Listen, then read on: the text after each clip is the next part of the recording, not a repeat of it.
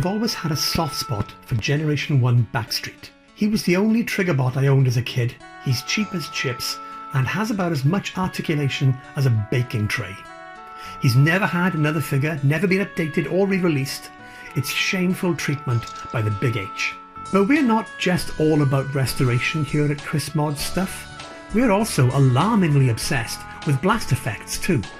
So wouldn't it be fun to add some blast effect compatibility to this ancient toy? Of course it would. And while we're at it, let's fix him up and add some additional paint to him to properly try and hide the fake tyres on the sides of his head. First, we've got to disassemble him. A pretty straightforward thing to do. He's mainly just screwed together, only the guns and the front wheels are really pinned in. I remove the stickers using isopropyl rubbing alcohol, which is very hard to say. So now it's time to attack this 35-year-old figure with a Dremel, so that we can slot some 3mm posts into the tips of the guns and add in that all-important blast effect capability.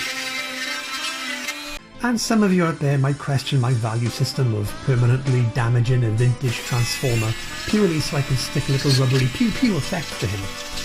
Should I have done this? Well, I have a spare vintage Backstreet in the attic somewhere, and it's not like I'm drilling into an original G1 Prime or a Fort Max or something. At worst, I'm fucking up a copy of Backstreet, and who cares about Backstreet?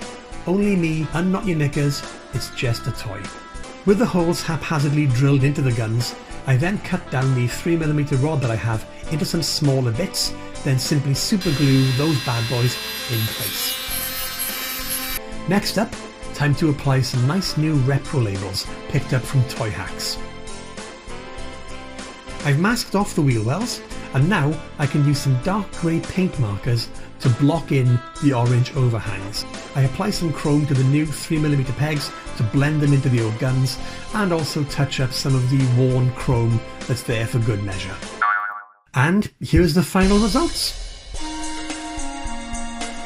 Cleaned, re-stickered, painted up, and now blast effect compatible to boot.